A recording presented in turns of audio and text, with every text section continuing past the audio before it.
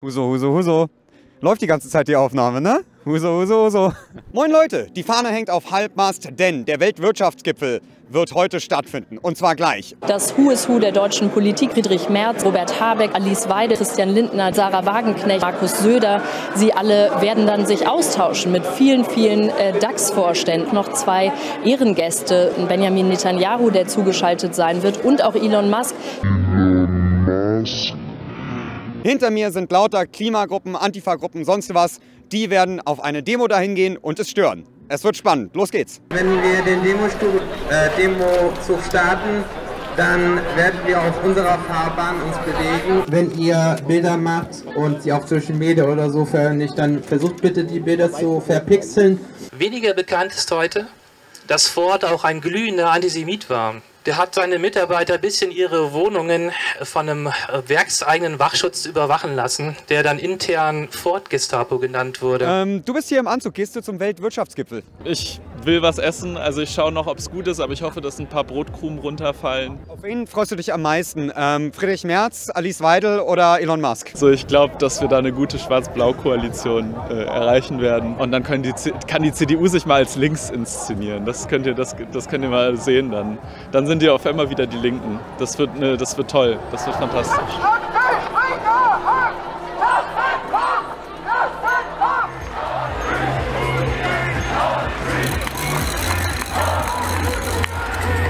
Moin, du hast ja ein schönes Schild. Ja, wir sind auch als Tesla Stoppen hier vertreten. Elon Musk hat ja gerade erst noch mal gezeigt, was für ein Faschist er ist. Und deswegen ist es umso wichtiger, zusammen Tesla Stoppen und natürlich auch alle anderen, die dort versammelt sind. Ist ja eine tolle Mischpoke, die man da hat. Ist das nicht auch Demokratie, dass die sich einfach treffen können? Nee, das ist absolut keine Demokratie. Der Springer Verlag hat schon immer rechte Hetze betrieben und macht es jetzt auch weiter und lädt halt damit ganz klar solche faschistischen Parteien und Faschisten wie Elon Musk ein. Es ist kein demokratischer Austausch, sondern es ist einfach nur eine Promotion von rechten und wirtschaftslibertären Politiken. Aber der Robert ist doch auch da von den Grünen, Robert Habeck. Ja, das ist wirklich eine gute Frage, warum der da ist. Lässt auf jeden Fall das Vertrauen in ihn nicht unbedingt größer werden. Wir sind eine selbstorganisierte Gruppe. Wir nennen uns auch gern so Jugendliche Antifa Berlin. In der Bild steht doch, die Antifa gefährdet die Demokratie. Was sagst du dazu? Erstmal, die Antifa gibt's nicht. Weil Antifa ist keine Organisation, sondern eine Bewegung. Das sind natürlich immer irgendwelche Leute, die vielleicht übertreiben, aber ob man jetzt dahinter steht oder nicht, ist natürlich eine andere Sache. Aber ich bin auf jeden Fall nicht auf keinen Fall der Meinung, weil die Antifa ist ja für Demokratie erstmal grundsätzlich. Hättest du die französische Bastille gestürmt? Wahrscheinlich nicht, nee. Ich traue mich sowas nicht. Jo? 161 und so. 161? Genau. Was ist 161? 161 steht für Antifa.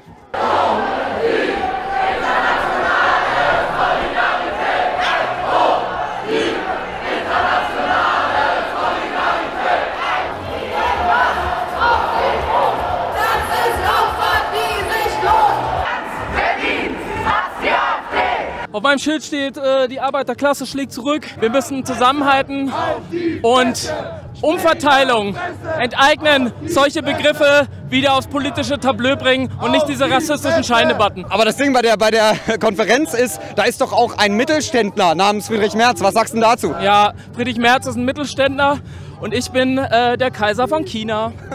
Was würdest du mit Springer machen, wenn du könntest? Ja, ich würde den Konzern auf jeden Fall enteignen und ja, dann nochmal von vorne neu strukturieren, dass es nämlich auch wirklich um Nachrichten geht, die eingeordnet werden, die besprochen werden und nicht immer nur Panikmache und Geldgeilheit.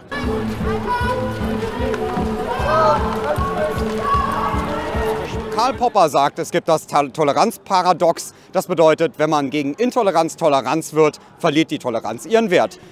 Deswegen AfD-Wahlplakate auf berlinische Art.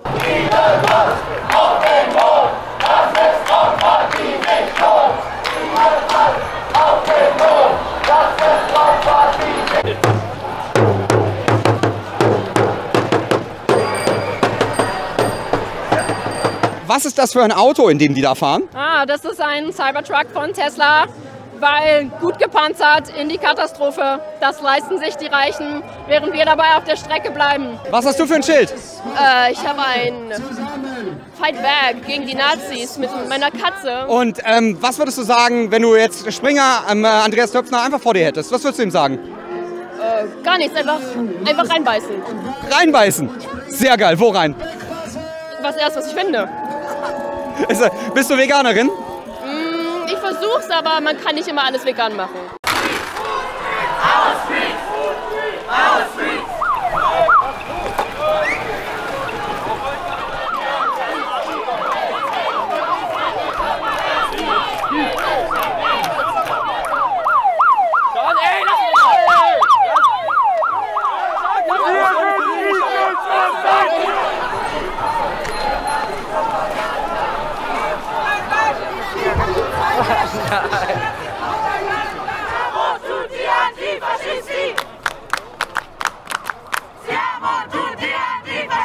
Hey, du stehst ja hinter der Polizeiblockade. Was ist denn gerade passiert? Ja, das frage ich mich auch ehrlich gesagt. Die Polizei rennt so, als würde Friedrich Merz hier gratis Einkaufswagenchips verteilen von der CDU und prügelt hier auf die Leute ein. Scheinbar ist sie zum privaten Sicherheitsdienst für BlackRock-Kanzler geworden. Finde ich interessant.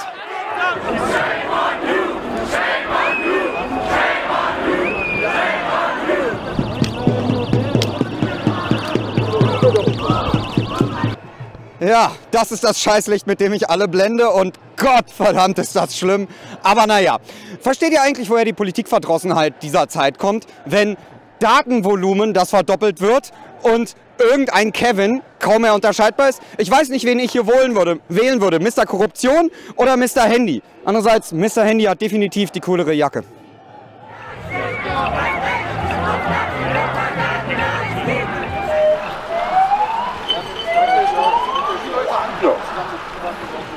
So, guten Abend. Ich wende mich mal an die Personen hier in der Axel-Springer-Straße, die sich hier niedergelassen haben. Das ist nicht der Versammlungsort, wenn Sie an der Kundgebung teilnehmen möchten. Ich fordere Sie auf, aufzustehen und sich dann entweder der Kundgebung auf der Kreuzung Oranienstraße, Ecke Lindenstraße anzuschließen oder den Ort und Richtung Leipziger Straße zu verlassen. Kommen Sie dem nicht nach, kann es durchaus sein, dass Sie in den Bereich polizeilicher Maßnahmen geraten. Einfach ganz entspannt. Ich bin da ganz entspannt. Ja, genau.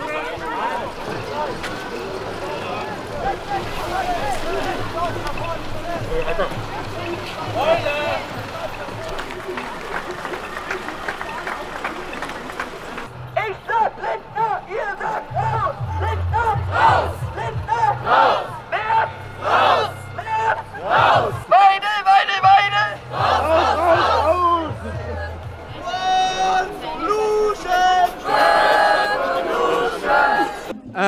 Würdest du sagen, du siehst besser aus wenn du springst auf einem Trump-Podest oder mit einem Cowboy-Hut von der Seite an der Mauer zu Mexiko?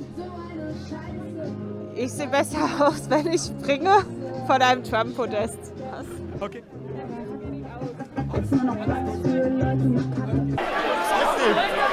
Hör auf, dich zu wehren!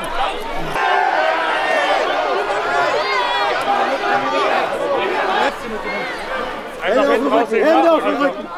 Faschisten!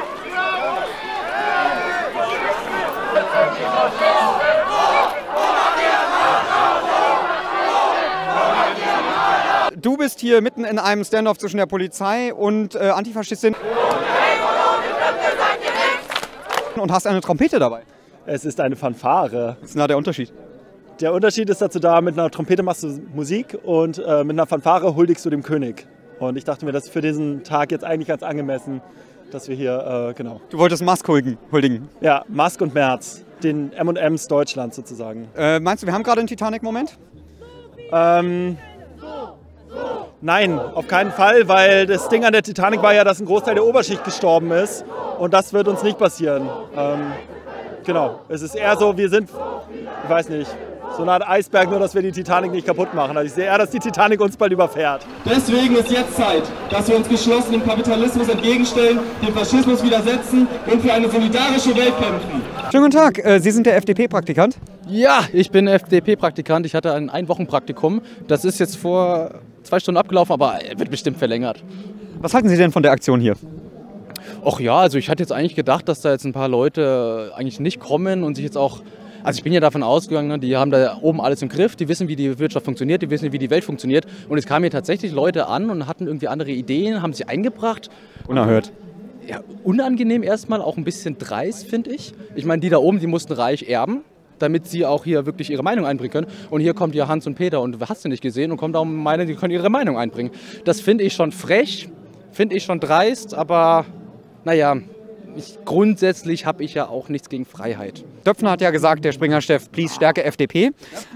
Ja. Ein mächtiger Verlag mit der auflagenstärksten Zeitung des Landes und einem Chef mit sehr eigenen Ansichten. Die Ossis werden nie Demokraten. Vielleicht sollte man aus der ehemaligen DDR eine Agrar- und Produktionszone mit Einheitslohn machen. Unsere letzte Hoffnung ist die FDP. Nur wenn die sehr stark wird, und das kann sein, wird das grün-rote Desaster vermieden. Können wir für die nicht mehr tun? Aber mittlerweile sieht es ja leider so aus, er hat Elon Musk zugeschaltet, als ist es eher please stärke AfD. Was sagen Sie als FDPler dazu?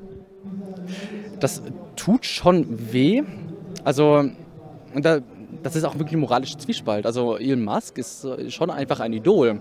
Und dass dann deine eigenen Idole dir quasi die Basis wegziehen, das tut weh und da bin ich jetzt auch ein bisschen überfragt mit der Frage. Da möchte ich jetzt auch keine Aussage treffen, die Sie mir dann irgendwie im Nachhinein auf der Zunge umdrehen.